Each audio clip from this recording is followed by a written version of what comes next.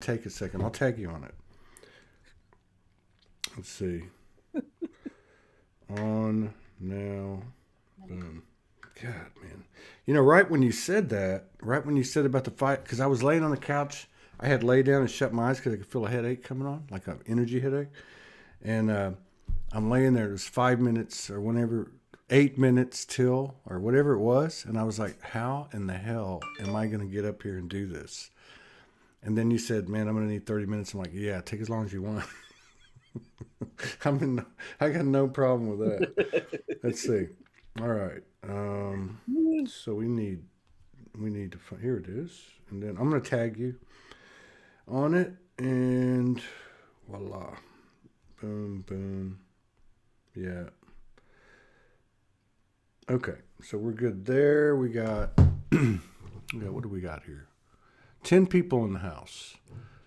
And yeah, we can go ahead and get started. Today's the topic for today is general fuckery.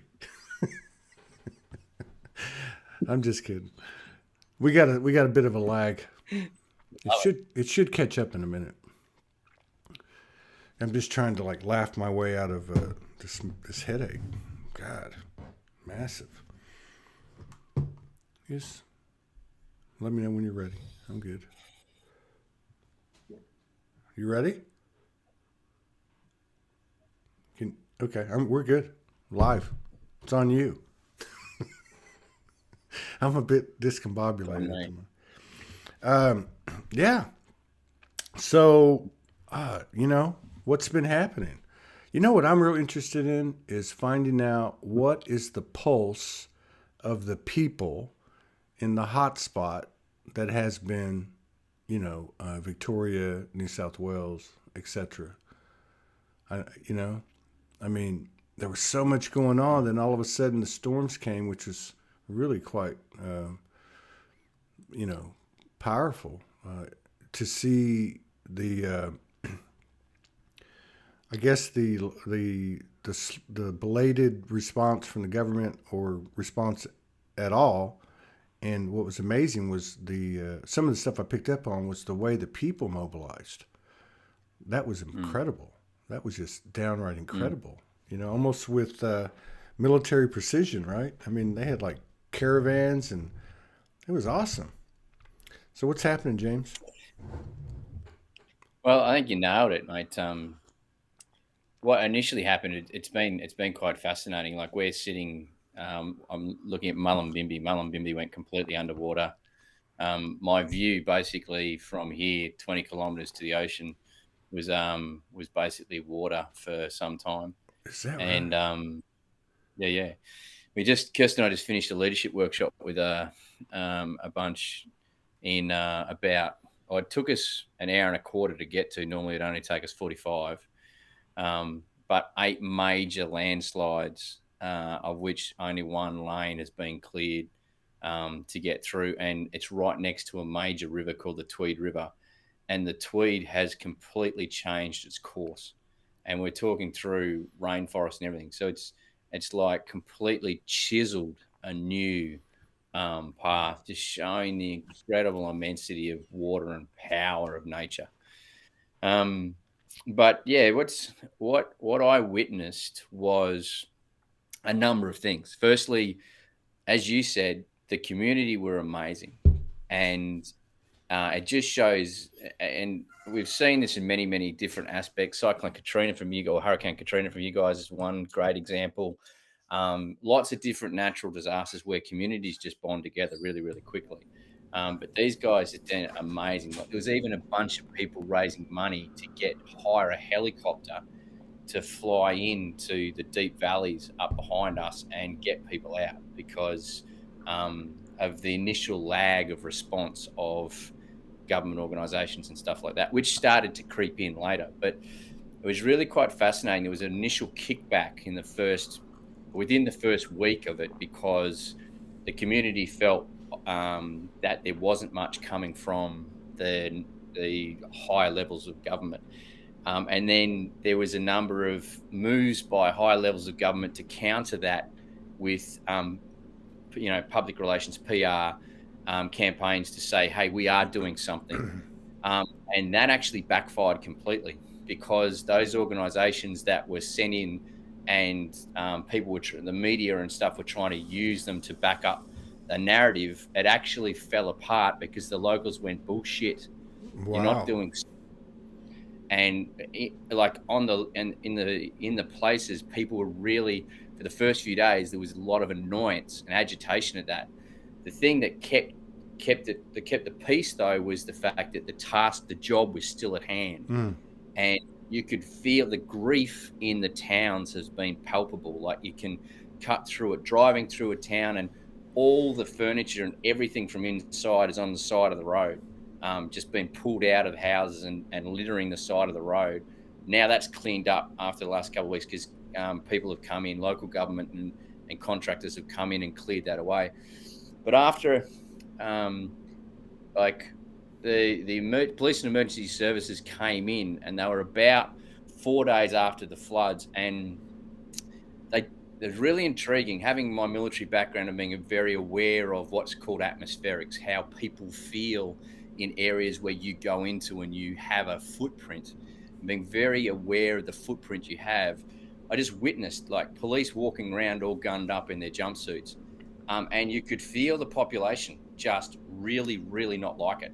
And my question is why you need to be all gunned up in a place which is completely focused. Every person Mm. was focused on cleaning up, helping a mate, helping a neighbor.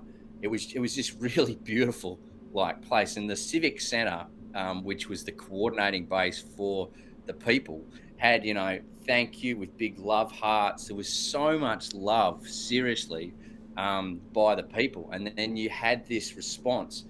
And the intriguing thing is 2 months, like not even 2 months ago, a couple of weeks before, police have been walking the streets trying to find people for not wearing masks or not standing by the COVID regulations. So they didn't realize that their presence was an agitator. And then the fire brigade came in and lined up outside this high school, which was completely flooded. And they had, the lights and everything flashing. And again, flashing lights, red and blue lights, they're an agitator. And in a place like that, with the emotion so high, you don't need agitators. You need peace. You need surety. You need certainty.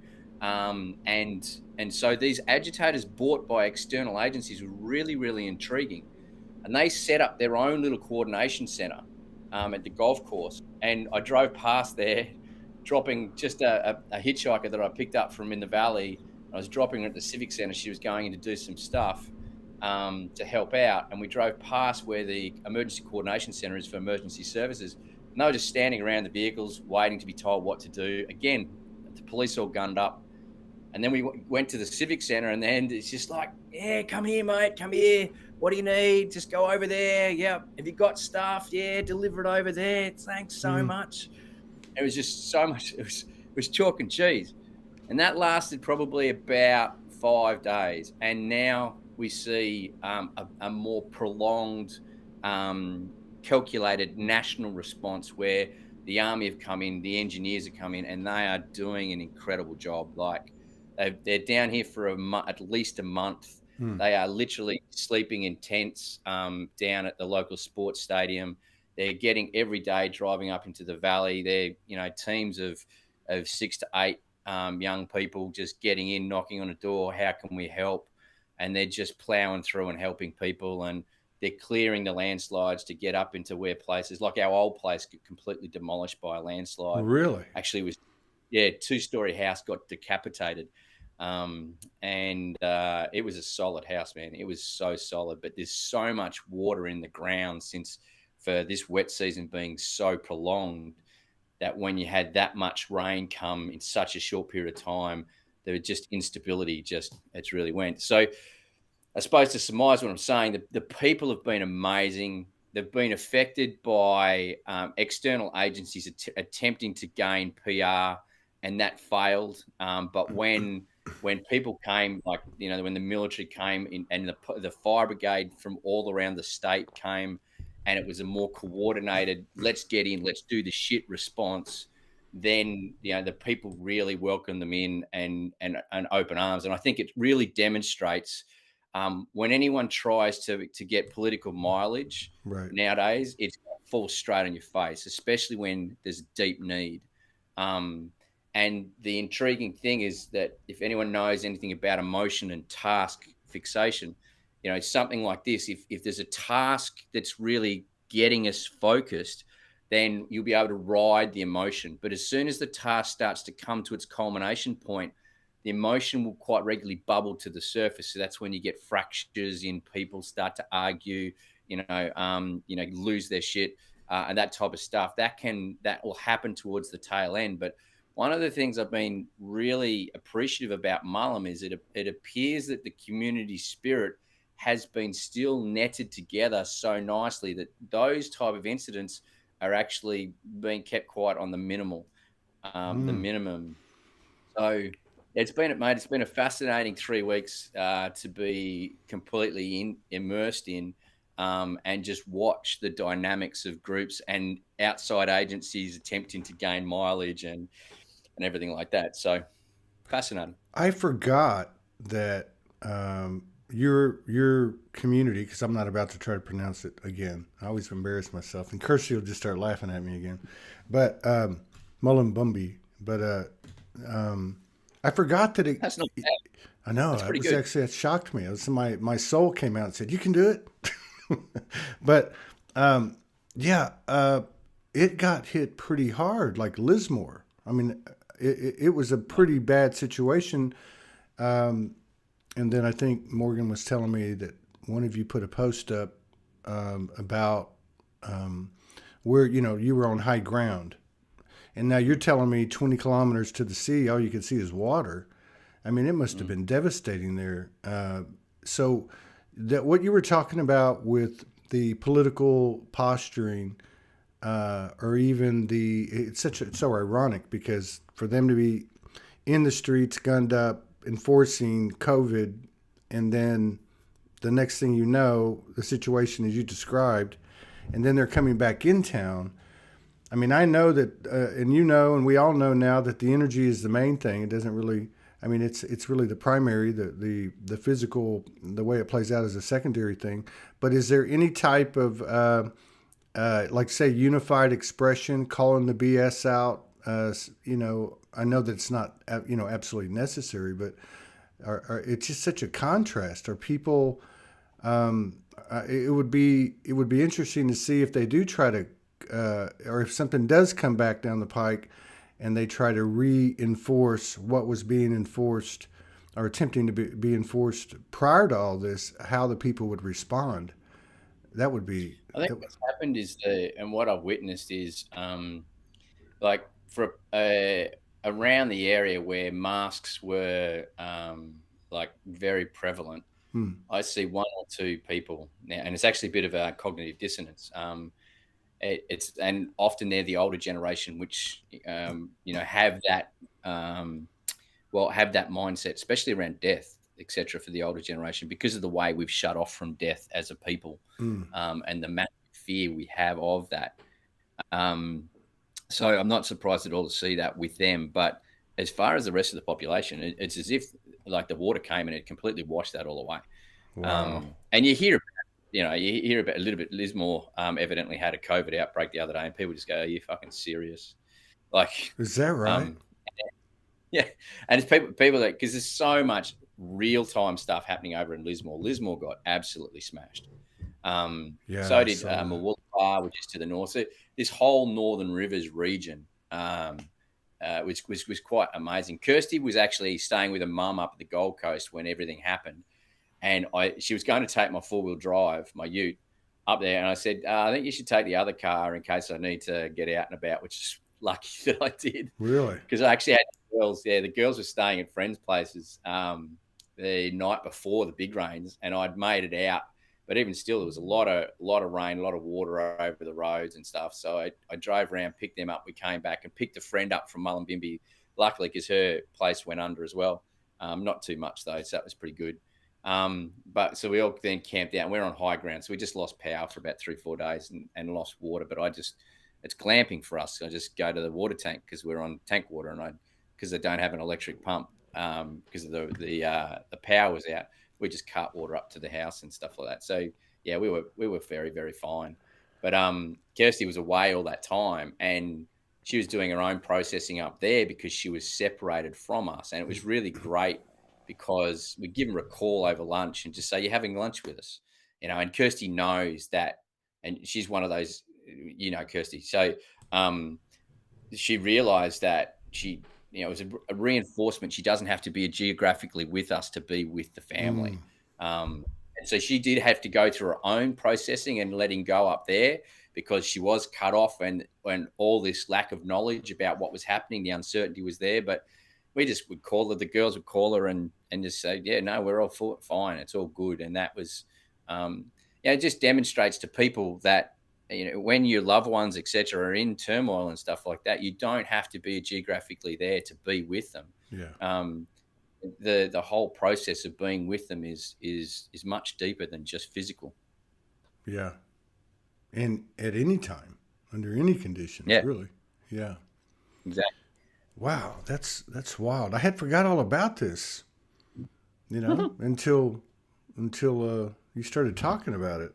God, I mean the energetics of it, like the whole thing that if you just take that region, like you were talking about, what's been going on for the past year or whatever, some of the effery that's been going on around there, the fuckery, and then to have this happen. I just thought, and I want to get into any type of charged conversation. I know that we can hold that space, but it's just interesting. I shared this meme the other day, and it kind of went wild in the group. And it, I don't really pay attention, but it kept popping up, and it was you called us conspiracy theorists, but actually we're people that can just see the repetitiveness of the patterns that take place. And when I was looking at what was happening over there, I thought, oh, this is a bit, unfortunate with all this weather. And of course I was concerned because it was happening around Gympie, where Morgan is, and over in that area, some of the towns that I was familiar with her traveling around that were within 30 miles, Maryborough, a couple other ones. But and then when I saw the response time, given the assertiveness on the COVID matter, I thought, maybe there is something to this. Maybe that there was some type of, let's just say man-made generated weather system or whatever. I mean, we know these capabilities are out there, but I mean, to me, what's more important is what you're talking about, and what is more interesting to me is how the people, how it's such a local level of what's happening, or what we've been coming to understand what's happening at this time, which is everybody's seeing things for what they are. And I think, when you look at, what had happened for the previous 2 years worldwide, and even what's happening in Ukraine today, even, you don't see the people taking sides to the extent and the extremity that they have, or that we all have, in, say, a year ago or 2 years ago, like in America with the election, or the question of the validity of the election, or even other issues on the political landscape.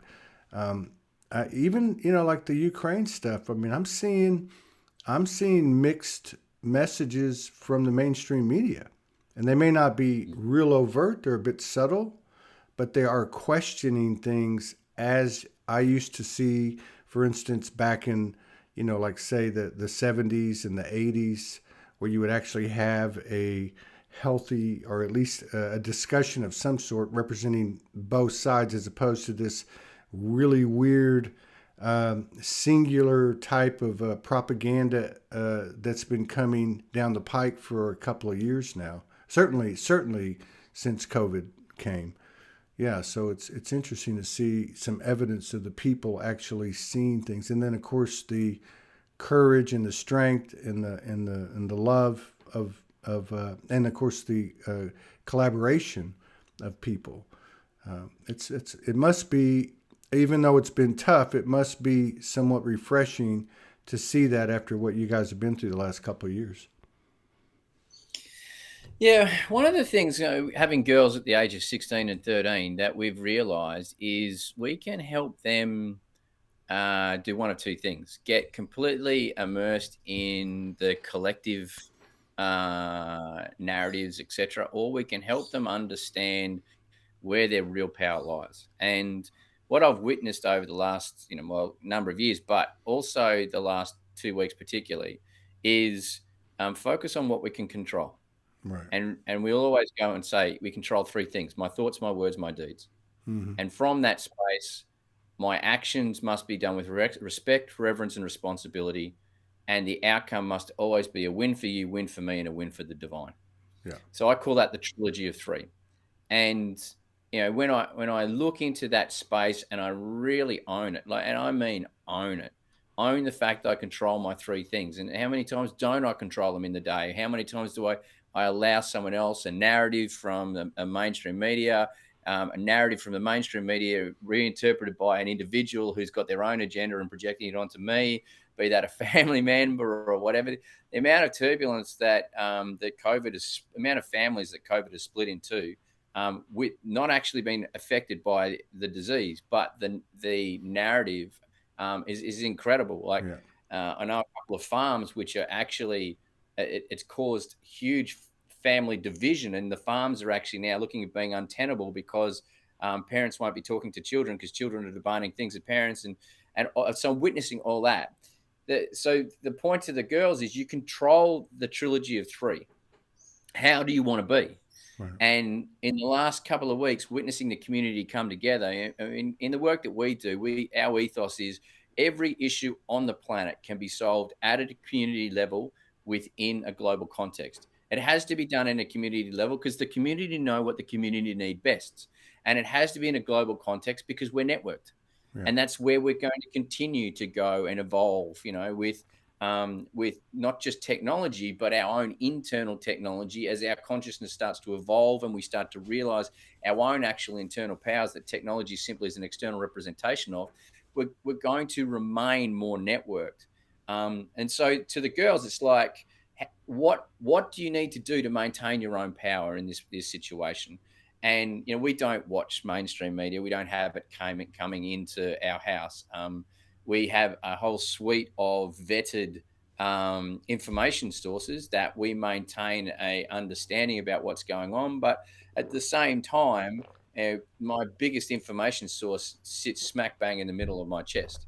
And and being a combat team commander at the front line of the military, when I was meant to be reliant on all these information sources from external, and then being placed in a position where I actually was the number one information source for the greater organization, it metaphorically, I never even saw Right. what was being presented to me. It's like, James, you own your stuff Right. and interpret your experience. So then I take that experience and I come into the last 2 weeks and I'm working with the girls. This is how I feel we can best move forward. It's not the only way to move forward, but for us, it fits us best. Right. And yes, I mean, in the workshop in the last 2 days, it was a leadership workshop, and obviously, as soon as they work out that I went to Iraq, and as soon as they work out that Kirsty was a military intelligence officer, one of the first questions they talk about and want to personally ask is how you feel about some form of conflict, et cetera, et cetera. It's always on the agenda because there's personal interest. And yet I had my own experience of why I actually, as a commander, worked out in Iraq, and we've talked about that Mm. before. That experience just taught me to critically think and think for myself and go back to break things down to a simplistic form. Where am I? Where do I want to go? What's my next step? And I'm the only person who can answer that. You and I are late today on the call, not just because of your migraine, but because a brother's up and a brother's in pain. Yeah. And so, and he can't think like this at the moment. So all he Right. needs is he needs love. Yeah. And he just needs some time to go and chill and just allow himself to settle. He's in a lot of pain, but the thing is, he's choosing life. He's not choosing something else. Yeah. And so love and support, and that can't come from national stuff. It can't come from a national charity. Matter of fact, intriguingly enough, the 6 major charities into mental health in Australia, they know that if they were to focus on men's mental health in Australia, it would almost knock the issue out of the park, for a home run. But they're not allowed politically to do that, because politically it's not allowed. So, okay, we then disable the big 6 players, and we realize that it's community members that start getting educated in emotions and emotional literacy, how to help a brother and just give space to him, and look after ourselves as a community. That, for me, that's about empowerment. Well, I think that's a step forward because um, listening to you talk, it reminds me. I talked about this on a previous show. For some reason, I spent the last 3 nights. It won't happen tonight, and I hadn't done this in a really long time. And I'm just like two to 3 hours of watching video after video after video, and I finally realized last night at the very end, because I was like, I'm just gonna let this play out. I really don't know what's going on here, and I'm watching everything from, situations with law enforcement, both directions. I was really, like, for instance, kind of feeling into how fucking dangerous that job is, and because there's all this talk and this stuff put out there about the corruption and the imperfections of that. But there's also this whole other thing that these people that really they're there to serve, So that's just one part of it. And at the end, I was like, I'm actually sitting here really almost in reverence of what we've created. And I'm watching it from up here going, wow, this is the best. I mean, we got like, the best Netflix in the universe. It's just amazing. So it was kind of like that. But one of the things I ran across, and it's connected to what you're talking about. It was a clip from the debates over here. And again, I'm not trying to push anybody either way. People know I'm not political. I find Trump to be entertaining. I find Biden to be entertaining now that I've reached across this threshold. But in this particular instance, they were talking about COVID. And of course, at the time, it was kind of like, getting its legs under it. It was about 6 months into it. And they were trashing Trump. And Biden was basically saying something like that. And Trump went on this little diatribe, and he was basically going, look, and everything he said, he prefaced with the people. He said, the people want to go to work.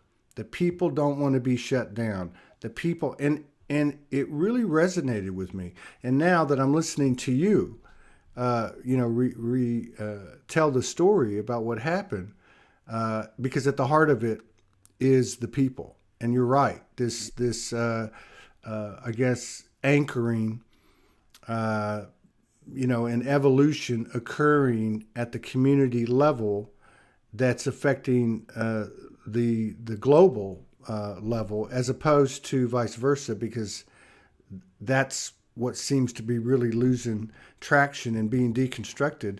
But yeah, I could see where if another round of whatever comes up, whether it be that or some other suggestive programming, I can't see how the spirit of what's occurred over there wouldn't carry over. And I'm not saying into a further resistance, but into, I like to say that what's occurred has created maybe a reawareness or a power up from what you talked about for yourself, which is where you get your information. People start acting, thinking, and doing from the heart.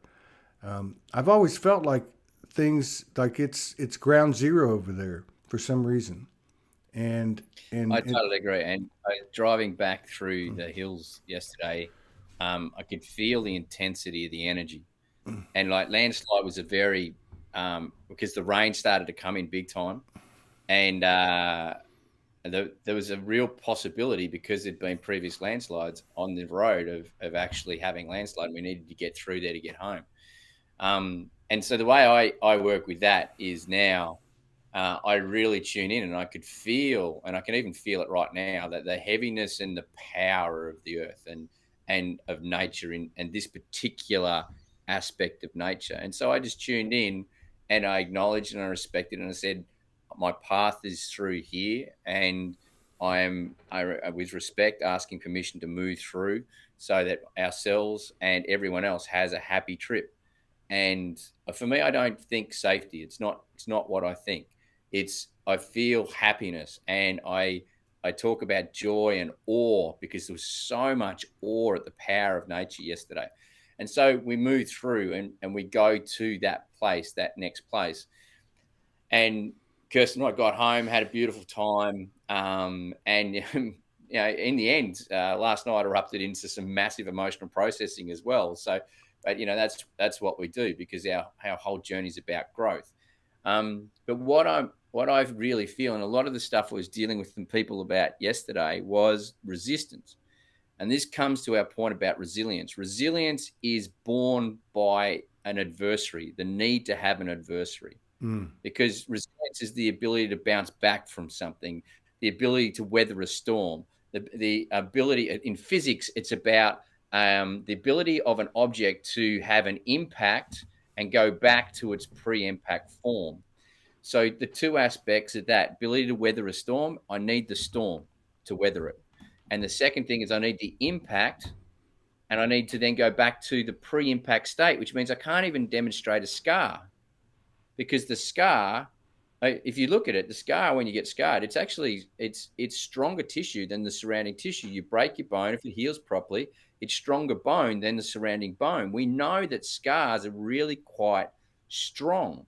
So this whole point that we have to go back to the pre-impact state, in resilience terms, it means you go back to being, you forget the wound, which means you're not allowed to actually learn the lesson, go through and into the medicine, which is in the wound itself, and grow through that experience to something flourishing and new. And what I'm witnessing out here, taking that concept on to what I'm witnessing in this community, is resistance is now, we're beyond resistance. And this is possibility. We're actually on this cusp. I feel we're on this cusp. It's like, resistance only comes when I allow the old to come in and have power. But if I don't even acknowledge the old, and I go, I'm going this place, and I, with respect, reverence, and responsibility, set my intention on an ore-filled, not an awful, but an ore-filled transit happiness. And then what I'm going to do is I'm going to build structures. I'm going to build understanding. I'm going to build resource networks of people creating something new. And Buckminster Fuller, last century, an amazing physicist, not just physicist, just amazing mind, one of the biggest brilliant minds of last century. He said, never bring down a system. Always create a viable alternative. And when you create a viable alternative, you go past resistance. You go to this place of, okay, this is where we're coming from. We are being birthed, and we just got smashed by the feminine. The feminine, in her rage, in all her darkness, came up and laid the rock spuddy people's elbow down, the biggest smackdown we could possibly get. And it's like, now clear that away. Let Carly come and clear that energy out. And now let's build what we need in this direction. And so I see so much opportunity here. And not only am I seeing opportunity, I'm seeing people seize the opportunity instead of question. And I'm really, really, you're probably picking up in my voice, I'm really, really excited to see what comes. And it's not just, like, Mullumbimby has a huge homeless and drug population because of the intensity of the land. We're on one of the major song lines across Australia, energetic ley lines from the west coast of Monkey Mire right across to Byron Bay. And it's one of the biggest song lines or ley lines, energy lines in Australia. And it's so massive. And it is this land which basically got smashed. And it attracts that type of stuff energetically. Gympie's fascinating. Gympie's an old mining town. And anyone who knows anything about gold will know that gold amplifies. Either it doesn't matter what it doesn't choose what it amplifies, just what's there. If it's negative, it'll amplify the negative. The hard knock nature of the world. If it's really positive energy, then it will amplify the positive. It doesn't discriminate. Gold doesn't discriminate. It's just an amplifier. And Gympie's a really intriguing town, as Morgan would attest to. But it's got so much potential as well. And these places like this, like Mullumbimby, etc., that have this potential, I'm really witnessing a level of community orientation to something new, a desire for something new. Keep going, man. You're reminding me of that preacher in I don't know, priest or preacher in Canada, the one that ran the as he said, the Nazis and the Gestapo out of his church. I watched a couple of those videos. I forgot over in Canada. It was incredible. No, of course he obviously has a charge. I love the way you're explaining this, and I know we talk a lot about the masculine and the feminine and the journey, through our own personal experiences, what we observe, and what do we feel is going on collectively. I'm curious. Of course, I can see it in you, but I know you. This impact of this feminine that you're talking about, I could see that it would have an impact on both faces of the masculine, the distorted, which seems to be more represented by let's say the establishment, and then also on the rising masculine, or the masculine that's coming to the party now, which is more of a localized thing. Have you seen anything in both of those arenas? I know you touched on this a little bit, like what has been the impact of Cali on the establishment, distorted masculine, and there on the local level in the community? Carly has a tendency to grab your attention, like grab you, and for blokes, grab you by the ball sack and like literally hold on, and you have absolutely no option but to listen. You can try and look away all you want. You can squeal; she will eat you alive. But she demands. She's demanding energy, and she's demanding us to stand firm and look up in the eyes. Now, lots of people say, oh, I'm going to love my Carly. Well, my experience with Carly is at times she does not want love. She just wants to be witnessed. And you try and give love to her, and she will laugh at you in your face. And then she will like literally strangle the life out of you. But the thing is, one can stand in her face, stand in her presence, and witness her, and just witness her with respect, right? And honor. And what she does, though, in that drawing your attention is like quite regularly, everything external to you gets vaporized. Like your whole focus is now in the here and now. And like she can destroy your life so quickly that all you can focus on is the destruction at hand. And so all that other periphery gets blown away. Well, I think a lot of that's actually happening here. You go to the bigger narratives been at play.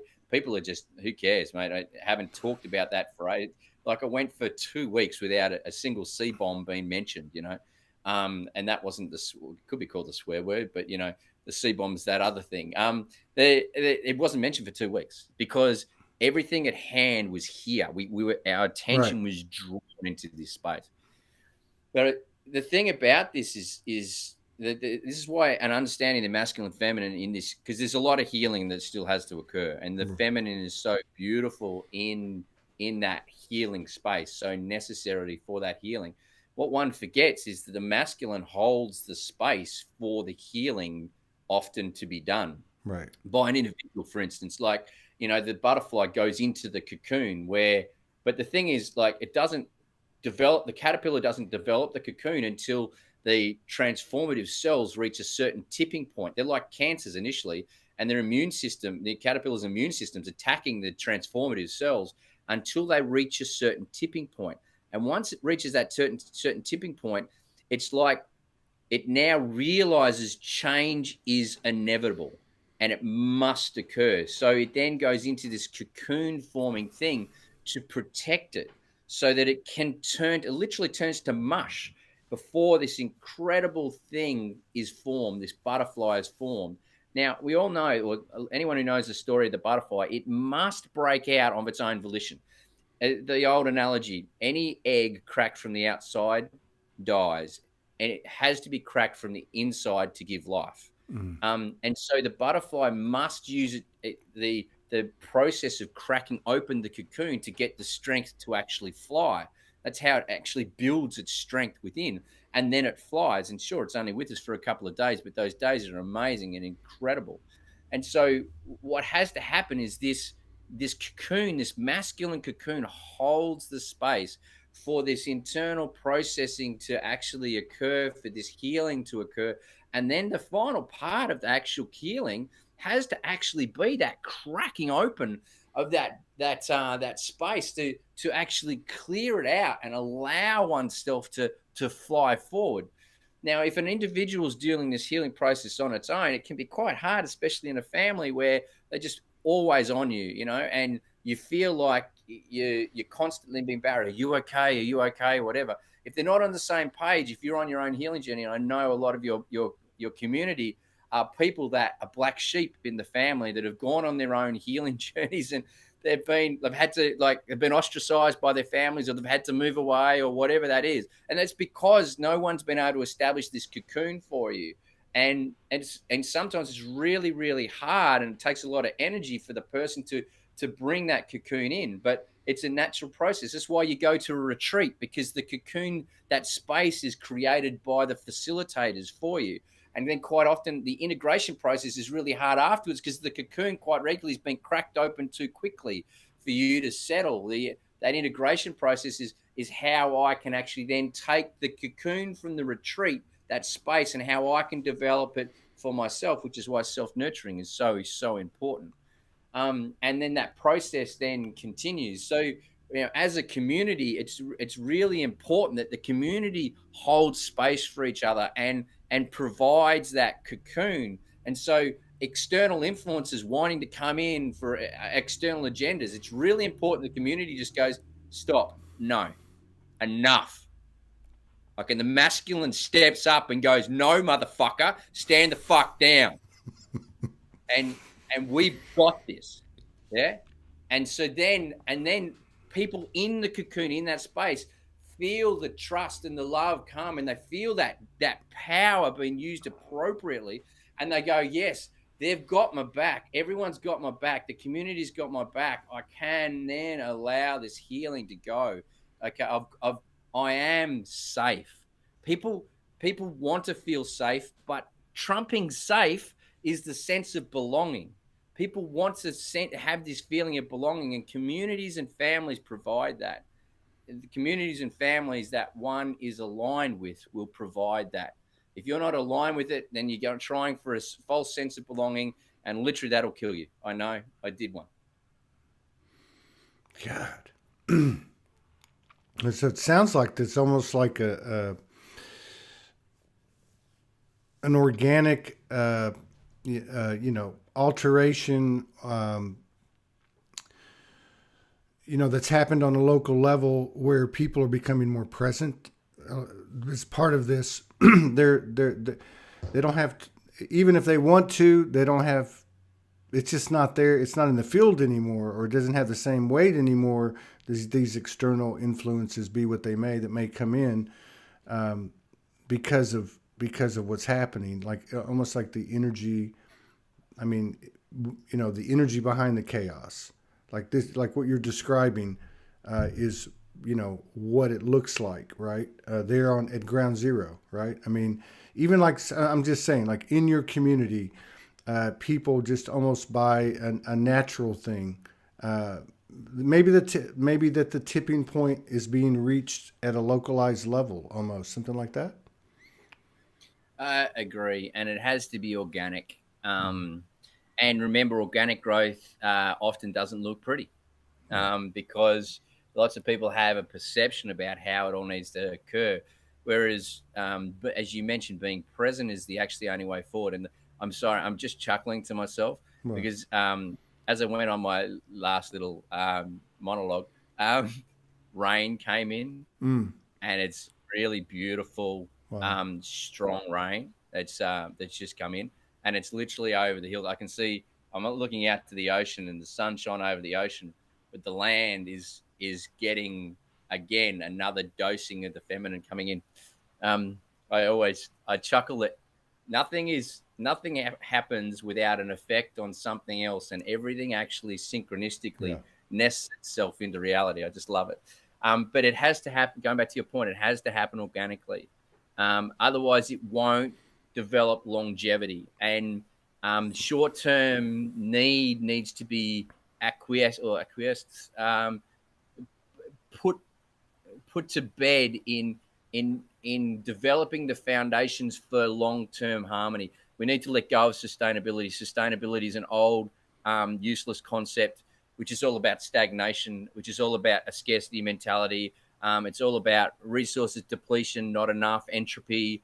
It doesn't understand the natural harmonics of nature. We need to move to a mindset of organic harmony and watch what nature does.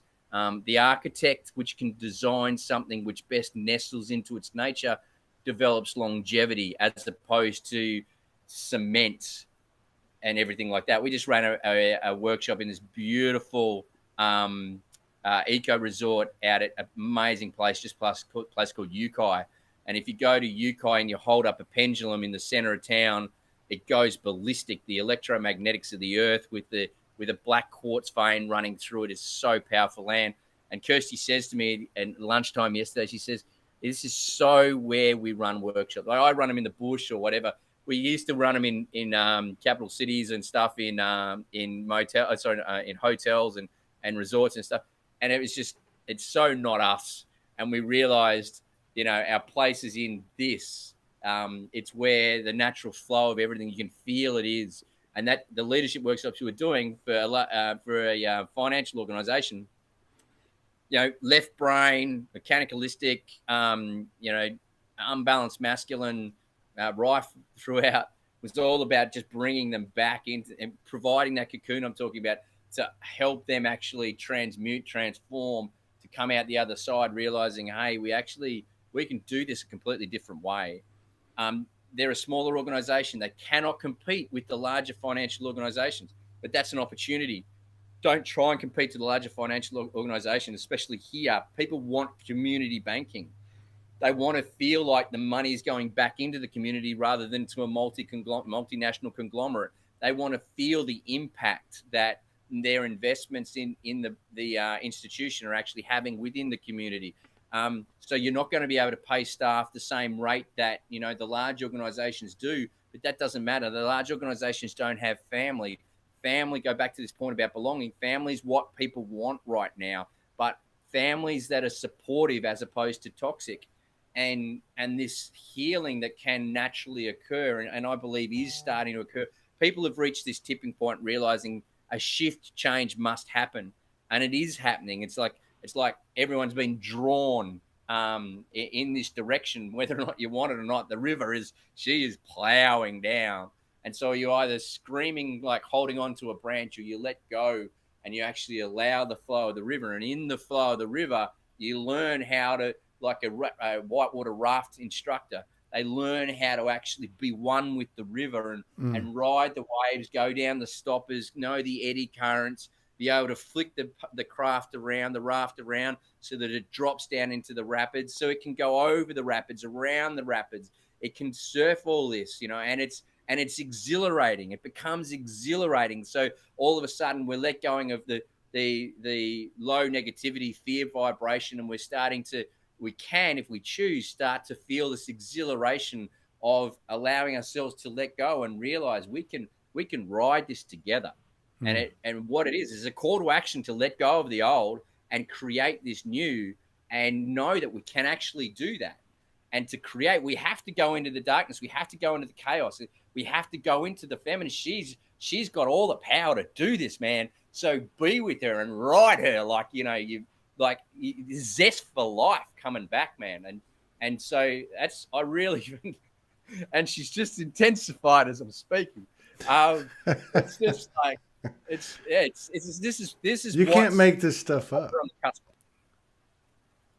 So You can't make this up. This in the connection. You know, the string, right? Like, I mean, I wanted to ask you too. Like, first, I got to say that to be a kid of James and Kirsty must be like, you know, what's it like to have the coolest parents, you know, in the block, right, in the community. But so your young ladies, like as a reflection, maybe even of the young people, to go through this whole thing, because I know, knowing you and Kirsty, that they're not just having a literal experience, it's also an energetic experience, and I'm sure they're picking up by their own intuition, plus the discussions that you have in your home.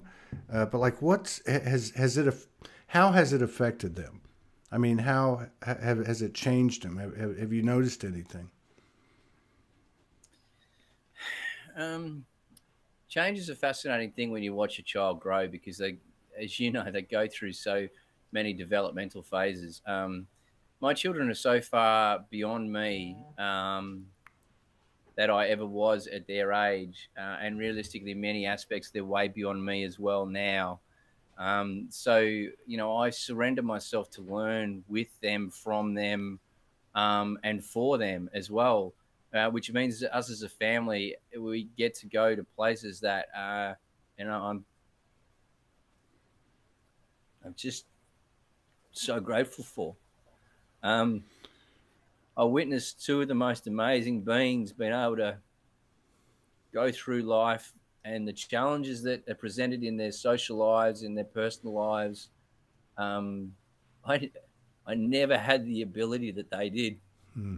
Um, and I'm in just complete awe and love for them and so much gratitude. Um, and like it, I've I've known that the future is going to be blessed for some time because of my work with youth and everything like this. And you know, when I witness what my daughters are capable of and realize we're playing the long game, because yeah, sure they trip themselves up, Right. and sure I trip myself up, but watch what happens when they trip themselves up and not rush in there to pick them up and dust them off. No, just allow them to crash and burn Yeah. and sit next to them with love and go, cool. What help do you need? Oh, I need you to do this. No, you're fully capable of doing that. What other help do you need? Oh, can you do this? Yes, I can do that with you, and get them back on. I know they're 16 and 13. I can't believe my 13-year-old's 13. She's almost 14 now, but I can't believe that a person with that emotional literacy and intimacy, with that emotional sage like um, understanding of life and observation, is 14 years of age. Like I can't look at her like that. At the same time, I witness her trip herself up on a daily basis. But you know, I go back to the point. It's a long game, and then I ask myself, where am I tripping myself up if I'm witnessing my 13-year-old trip herself up?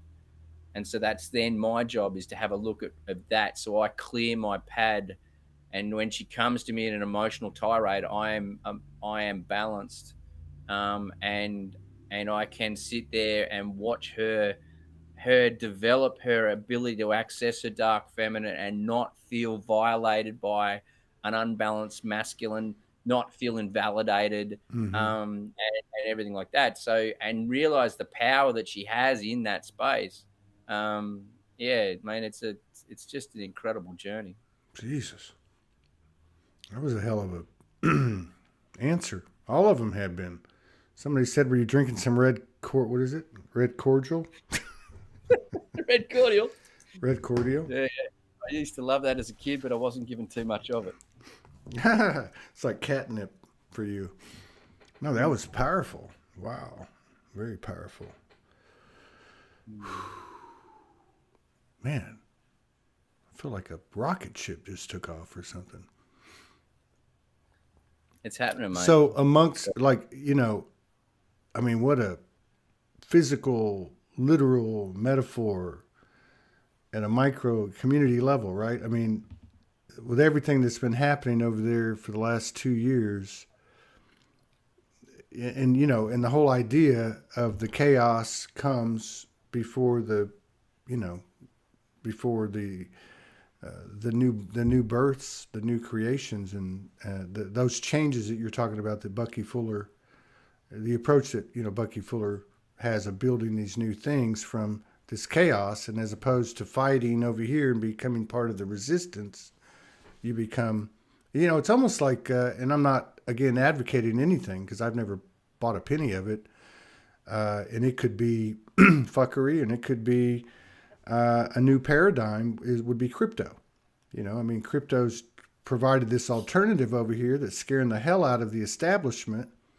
That's almost, from what I can pick up, impenetrable.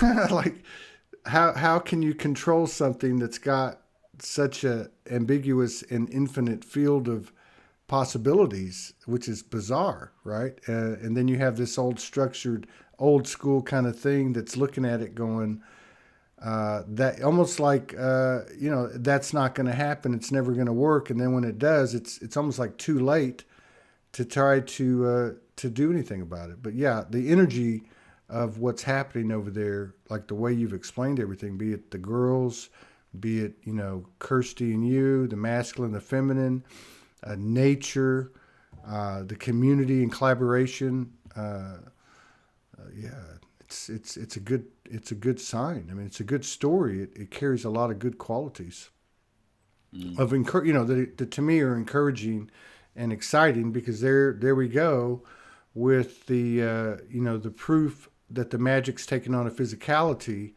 and at the core of it all is the human heart.